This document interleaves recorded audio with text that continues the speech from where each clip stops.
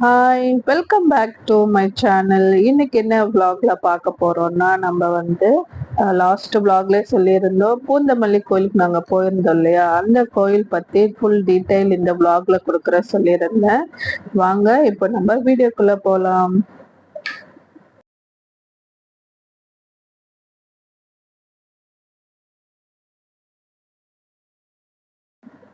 எல்லாரும் எப்படி இருக்கீங்க?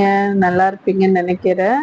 அந்த கடவுள் அருளால என்னோட சப்ஸ்கிரைபர்ஸ் ஆன உங்களுக்கு எல்லாரையும் வந்து நான் டெய்லியுமே வந்து பிரம்ம முகூர்த்த பூஜையில கண்டிப்பா உங்களுக்காகவும் நான் வேண்டிட்டு தான் இருக்கேன்.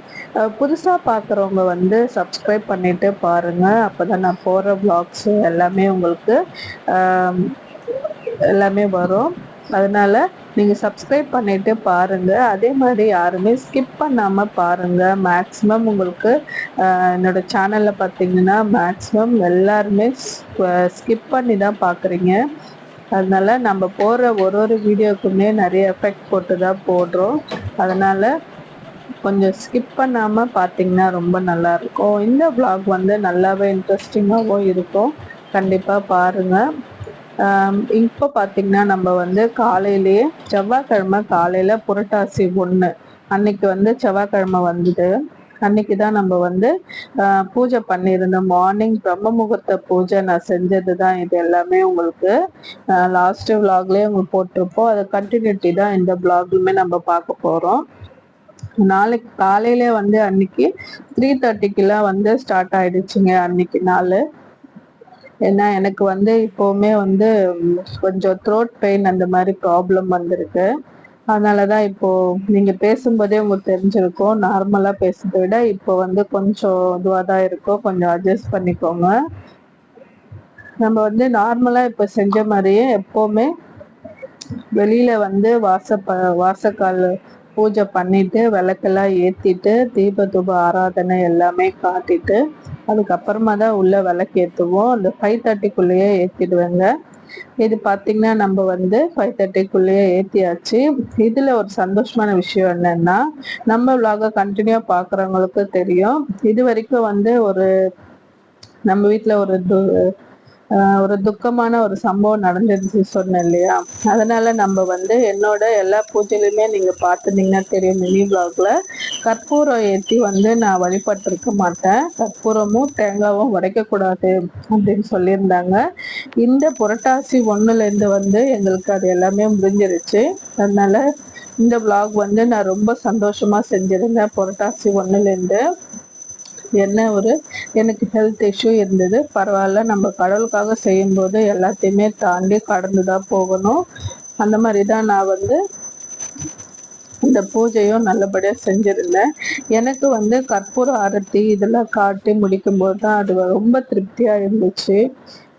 இத்தனை நாள் செஞ்ச வழிபாட்டை விட இந்த vlogல வந்து நம்ம காலையிலேயே இது செஞ்சு முடிச்சிட்டோம். நைவேத்தியமா பார்த்தீங்கன்னா நான் வந்து வாழைப்பழம் தான் வச்சிருந்தேன். டெய்லியுமே ஒரு இது வைப்பேன். ஒன்று கற்கண்டு, பேரிச்சம்பழம் அந்த மாதிரி. அன்னைக்கு வந்து பார்த்தீங்கன்னா வாழைப்பழம் இருந்துச்சு, வாழைப்பழம் வச்சுட்டேன். பூ பார்த்தீங்கன்னா நம்ம கிட்ட டெய்லி வைக்கணும்னு அவசியம் இல்லைங்க. நம்ம கிட்ட இருந்துச்சுன்னா நம்ம வைக்கலாம். அது கொஞ்சம் வாடின மாதிரி இருந்துச்சுன்னா எடுத்துடலாம். அதே மாதிரி இந்த லெமன் பார்த்தீங்கன்னா உங்களுக்கு தெரியும், இந்த vlog எடுக்கும்போது லெமன் ஃபுல்லா கீழே இருக்குங்களா, அது அடுத்த vlogல நான் உங்களுக்கு காட்டுறேன். மறுநாள் வந்து நான் லெமன் மாத்திருந்தேன். அந்த லெமன் பார்த்தீங்கன்னா மேலே வந்துருந்துச்சு. நான் உங்க மினி vlogல போடுறேன், நீ கண்டிப்பா பாருங்க. இந்த கோயில் பார்த்தீங்கன்னா நம்ம பூந்தமல்லி கோயிலுக்கு தான் கிளம்பி இருந்தோம். பூந்தமல்லி கோயில் வந்து ரொம்ப சக்தி வாய்ந்த கோயிலுங்க. அந்த கோயில் பத்தி என்ன உங்களுக்கு சொல்லணும்னு பார்த்தீங்கன்னா இந்த கோயில் வந்து ரொம்ப சக்தி வாய்ந்த கோயிலுன்னு சொல்றதை விட ரொம்ப பழமையான கோயிலுங்க. இந்த கோயில் வந்து சென்னை டு பெங்களூர் ஹைவேல இருக்கு, பூந்தமல்லியில.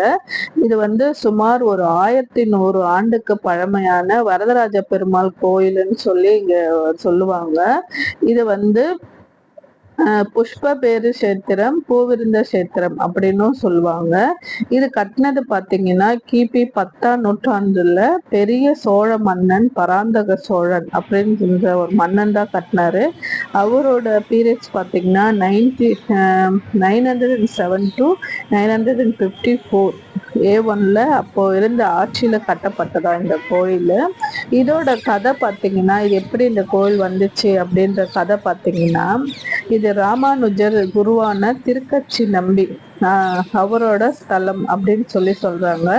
திருக்கச்சி நம்பி வந்து காஞ்சிபுரத்துக்கு நடந்தே போயிட்டு வரதராஜ பெருமாள் கோயிலுக்கு காலையில வந்து மலர்கள் பூக்கள் எல்லாம் வந்து அங்க சமர்ப்பிச்சுட்டு வருவாராம். இதனால வரதராஜ பெருமாள் சாமிக்கும் நம்பிக்கும் வந்து அவர்களுக்குள்ள வந்து ஒரு உரையாடல் எப்பவுமே இருந்துட்டே இருக்குமா. ஒரு நாள் வந்து நம்பிக்கை உடம்பு சரியில்லை, உடல் நலக்குறைவாயிடுச்சு அப்படின்னு சொல்லிட்டு காஞ்சிபுரத்துக்கு போக முடியும். வரதராஜ பெருமாள் வந்து இவரு உடம்பு சரியில்லை வர முடியலன்றதால வந்து அவரே நேரா அவர் கனவுல காட்சி அளித்ததாக அவர் சொல்றாங்க. சூரிய சக்கரத்தோட நம்பிக்கை தரிசனம் தந்தார் அப்படின்னு நிறைய பேர் சொல்றாங்க. நாங்க நேர்ல போயிருந்த போதும் ஃபர்ஸ்ட் டைம் வந்து அங்க இருக்கிறவங்க எல்லாம் இது மாதிரிதான் சொல்லியிருந்தாங்க அந்த கோயில் பத்தி. அதனால இந்த கோயில் வந்து திருக்கச்சி நம்பி வந்து அவர் மூலயமா கட்டப்பட்டது. இவர் வந்து ஸ்ரீரங்க கோயில் ரங்கநாதரையும் திருப்பதி ஸ்ரீனிவாசரையும் தரிசனம் செஞ்சு வந்ததால இந்த கோயில்ல பாத்தீங்கன்னா ரங்கநாதரும் ஸ்ரீனிவாச பெருமாளும் தாயாரும் இருப்பாங்க. இங்க வந்து ஆஞ்சநேயர் வந்து பின்னாடி இருப்பாரு. இதுதான் நாங்க வழிபட்டுட்டு இருக்கோம். இப்போ இங்க பாத்தீங்கன்னா வந்து ரங்கநாதர் வந்து 4 கைகளோட அழகாக உறங்கும் தோரணையில காட்சி அளித்திருப்பாரு.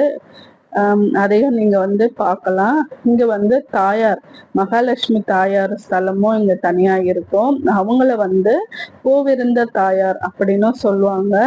இது வந்து காலப்போக்குலதான் பூவிருந்த மல்லி அப்படின்னும் ஆச்சு. இப்ப பாத்தீங்கன்னா பூந்தமல்லி அப்படின்னும் வந்து சொல்லப்படுது. அதனால இப்போதைக்கு இங்க இப்போ வரைக்கும் கூப்பிடுறது பாத்தீங்கன்னா பூந்தமல்லி தான் கூப்பிடுறாங்க அந்த ஏரியா முழுக்கவுமே. இந்த கோயில் உங்களுக்கு யாருக்காவது கண்டிப்பா பிடிச்சிருந்தா இந்த ஏரியால சுத்தி இருக்கிறவங்களுக்கு கண்டிப்பா இந்த கோயில் தெரிஞ்சிருக்க வாய்ப்பு இருக்கு. சென்னையில இருந்தீங்கன்னா கண்டிப்பா இந்த கோயிலை வந்து பாருங்க. ஒரு நல்ல பழமையான கோயில். உங்களுக்கும் இந்த தரிசனம் கிடைக்கணும், கடவுள் அருள் கிடைக்கணும்னு சொல்லி நானும் வேண்டிக்கிறேன். இந்த பிளாக் கண்டிப்பா எல்லாருக்கும் பிடிச்சிருக்கும்னு நினைக்கிறேன். பிடிச்சிருந்தா லைக் அண்ட் ஷேர் பண்ணுங்க. அடுத்து என்ன மாதிரி பிளாக்ஸ் வேணும்ன்றதையும் கமெண்ட் செக்ஷன்ல சொல்லுங்க. அடுத்த வீடியோல பார்க்கலாம். பாய்.